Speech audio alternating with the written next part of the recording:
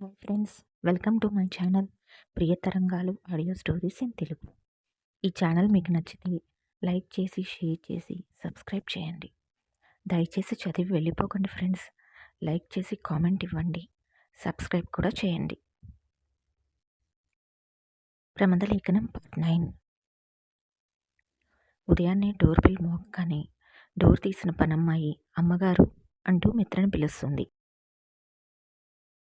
ఏమైందే, ఉదయాన్నే ఏంటి నీ గోల అంటూ అక్కడికి వచ్చిన మిత్ర గుమ్మంలో ఉన్న వాళ్ళని చూసి ఆనందపడుతుంది. నవ్వుతూ గుమ్మంలో నిలబడిన ఆడపడుచు కుటుంబానికి ఎదురు వెళ్తుంది. రేవతి అంటూ ఆప్యాయంగా హత్తుకుంటుంది. వదినా అంటూ రేవతి కూడా ఎంతో ప్రేమగా తిరిగి హత్తుకుంటుంది. లోపలికి రండి, మీ ఇంట్లో మీకు కూడా స్వాగతం పలకాలా అంటూ చిరుకోపంగా అడిగి వాళ్ళని లోపలికి తీసుకువెళ్తుంది.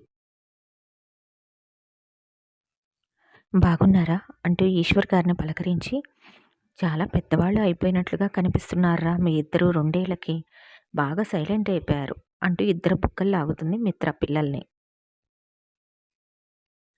నవ్వుతూ అత్తని హగ్ చేసుకుంటారు హిమ ఇంకా ఇంద్ర. వాళ్ళకి రూమ్స్ చూపిస్తుంది. మీరు వెళ్ళి ఫ్రెష్ అయ్యారండి, అందరూ ప్రశాంతంగా నిద్రపోతున్నారు, వాళ్ళని ఎందుకు నిద్రపోనివ్వాలి, నా ఆడపడుచు కుటుంబం వస్తే ఇంకా లేవరా, లేపేద్దాం అంటుంది అల్లరిగా మిత్ర. నువ్వేమీ మారలేదు వదినా అంటూ మిత్ర బుక్కలు లాగుతుంది రేవతి. మిత్ర అందంగా నవ్వేస్తుంది. కిచెన్లోకి వెళ్తుంది. కొద్దిసేపటికి అందరూ ఫ్రెష్ అయ్యి బయటికి వస్తారు. అప్పుడే ఫ్రెష్ అయ్యి బయటికి వచ్చిన శైలజ పరుగున వచ్చి వదినా అంటూ గట్టిగా రేవతిని హక్ చేసుకుంటుంది. ఎలా ఉన్నావు వదినా అంటూ ప్రేమగా అడుగుతుంది రేవతి. సూపర్ అంటుంది శైలజ. రేవతి వెంటనే కన్నీళ్లు పెట్టుకుంటుంది. ఆమె అలా కన్నీళ్లు పెట్టుకోగానే మిత్రవాళ్ళు కంగారు పడిపోతారు. ఏమైందిరా, ఎందుకు ఆ కన్నీళ్లు అంటూ అడుగుతారు. దేవుడు నాకు మంచి కుటుంబం ఇచ్చాడు, ఆ కుటుంబంలోకి అంతకంటే మంచి వాళ్ళని ఏరికోరి నాకు వదినలుగా పంపించాడు. ఆడపడుచు కుటుంబాన్ని భారంగా భావించే ఈ రోజుల్లో నన్ను, నా కుటుంబాన్ని ఇన్ని ఏళ్లు గడిచినా ఎంతో ప్రేమగా చూస్తున్న నా వదినల్ని చూసి ఈ ఆనంద బాష్పాలు అంటూ ఇద్దరిని హత్తుకుంటుంది ప్రేమగా. రేవతిని దూరంగా జరిపి కోపంగా చూస్తూ ఉంటుంది మిత్ర. ఇప్పుడు తనకి ఏం జరుగుతుందో తెలుసు కనుక కళ్ళు తుడుచుకొని వెనక్కి అడుగులు వేస్తుంది రేవతి. ఆగవే అంటూ చీరను చుట్టూ తిప్పి బుడ్లో దూపి రేవతి వెంట పడుతుంది మిత్ర. అమ్మో వదిన, నేనాగను అంటూ ముందుకు పరిగెడుతుంది రేవతి. ఆగు, నీ పని చెప్తాను అంటూ రేవతి వెంట పడుతున్న మిత్రను చూసి శైలజ నవ్వుతుంది. ఆ కోలకు అందరూ లేచి బయటికి వస్తారు. రేవతి కుటుంబాన్ని చూసి సంతోషిస్తారు. అదే సమయంలో మిత్ర అల్లరి చూసి నవ్వుకుంటారు.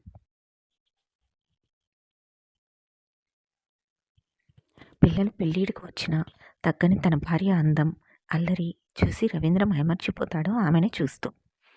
అన్నయ్య, ఇంట్లో అందరూ ఉన్నారు, వదినికి ఓపెన్గా సైడ్ కొడుతున్నావు నువ్వు అంటూ హేమంత్ చిన్నగా చెప్పగానే నవ్వుతూ తల తిప్పుకుంటాడు రవీంద్ర. కాసేపు కూడా నన్ను హ్యాపీగా ఉండనివ్వవురా నువ్వు అంటూ. ఎట్టకేలకు రేవతిని పట్టుకొని ఒంగోబెట్టి చిన్నగా 2 సార్లు గుద్దుతుంది మిత్ర. ఏంటి, ఇంత చిన్నగా కొట్టడానికైనా అంతసేపు పరిగెత్తావు అంటుంది పద్మజ తన కోడలి వైపు చూసి. అమ్మో, పెద్దగా కొడితే నా ఆడపడుచుకు నొప్పి పుడుతుంది కదా, అందుకే చిన్నగా అంటూ అలసిపోయి సోఫాలో వాలిపోతుంది మిత్ర.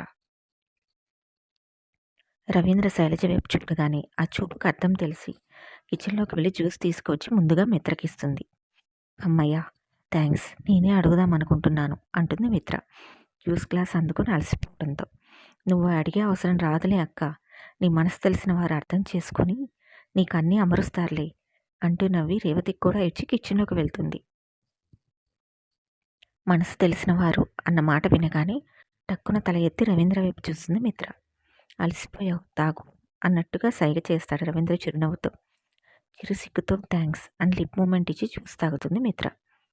అదంతా చూసి నోటి మీద చేయి వేసుకుంటాడు హేమంత్. రేవతి లేచి వెళ్ళి తల్లి తండ్రిని హక్ చేసుకుంటుంది.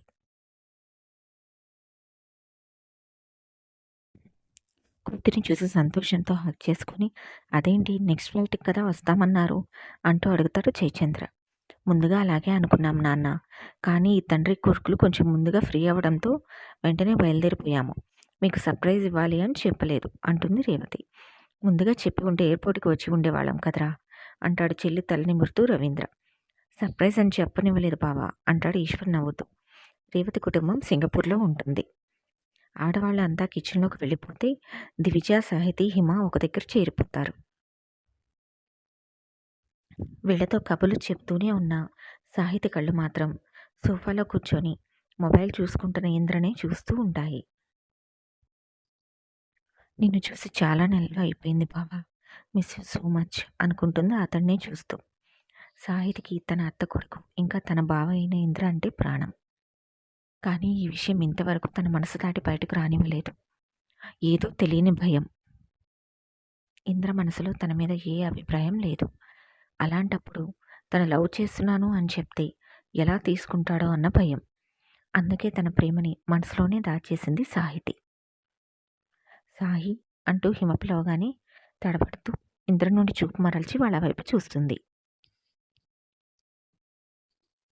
సింగపూర్లో ఈశ్వర్ ఇంకా ఇంద్ర వాళ్ళ బిజినెస్ చూసుకుంటూ ఉంటారు.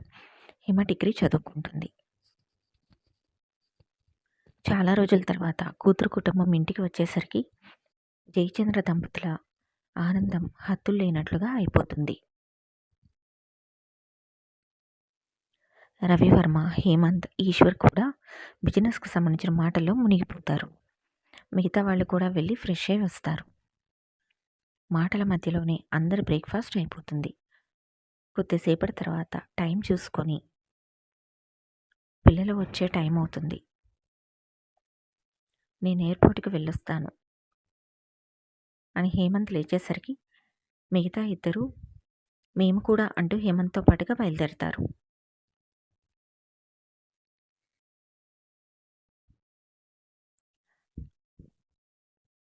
ఫ్రెండ్స్, ఈ స్టోరీ మీకు నచ్చింది కదా?